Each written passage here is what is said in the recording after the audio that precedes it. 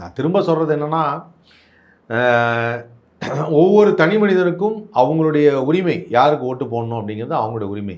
அவங்க எந்த கட்சிக்கு ஓட்டு போனாலும் போட்டோம். ஆனால் நடந்தது என்ன, ஒரு நாடு முன்னேறுவதற்கு என்ன தேவை அப்படிங்கும்போது நல்ல ஒரு முதல்ல வந்து சோறு இருந்தால் தான் சித்திரம்னு சொல்கிற மாதிரி நம்மளுடைய உடல் ஆரோக்கியம் அதுதான் முதல்ல முக்கியம்.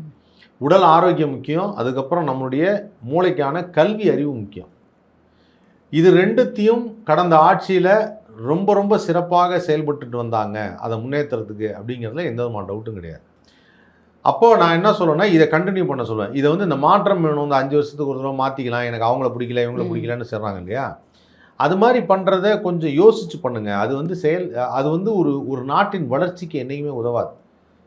பல மேலை நாடுகளில் வந்து நம்ம பார்த்து சிங்கப்பூர் போய் பார்த்துட்டு, ஆஹா என்ன அருமையான சிங்கப்பூர் பிரமாதமாக இருக்கே அப்படின்னு ஏன் சொல்கிறாங்க அப்படின்னா, பல ஆண்டுகளாக ஒரே ஒருத்தர் தான் ஆட்சி பண்ணிகிட்ருக்காரு.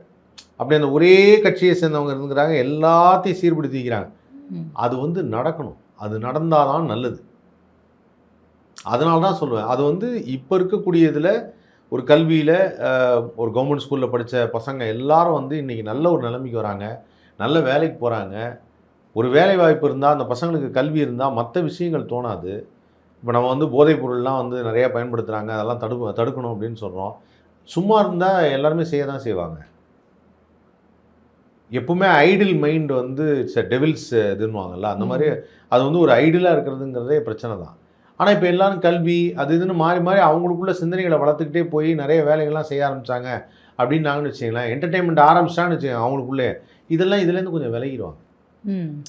எதுக்காக வந்து ஒரு ஒரு நம்ம ஊரில் கேட்கலாம், சரி எல்லாரும் ஃபோன் வச்சுருக்காங்க, எல்லோரும் ரீல்ஸ் பண்ணுறாங்க, எல்லோரும் வந்து நைட் நேரத்தில் போய் சாப்பிட்றாங்க, ஏன் சார் அப்படிலாம் இருக்குது அப்படின்னா, இங்கே வந்து ஒவ்வொருத்தரையும் வந்து கீப் தெம் என்டர்டெயின்டு அப்படின்னு ஒரு விஷயம் இருக்குது.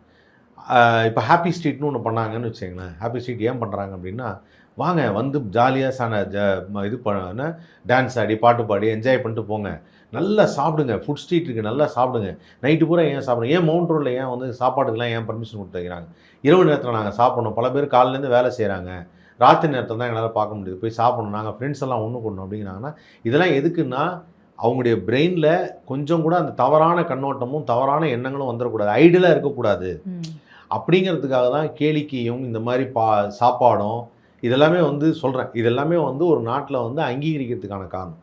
சிங்கப்பூரில் அதான் பண்ணாங்க. சிங்கப்பூரில் வந்து ராத்திரி 2 மணி வரைக்கும் நீங்கள் சாப்பிட்லாம், இரவு முழுவதும் ஜெகஜோதியாக இருக்கும். அப்போ என்னென்னா அவனுக்கு ஏதோ ஒன்று ஒரு பர்ச்சேஸ் பண்ணணும், ஒரு வேலைக்கு போகணும், நம்ம இன்றைக்கி ராத்திரி எனக்கு ஒர்க் இருக்குது அப்படின்னு ஏதோ ஒன்று இருக்கும்.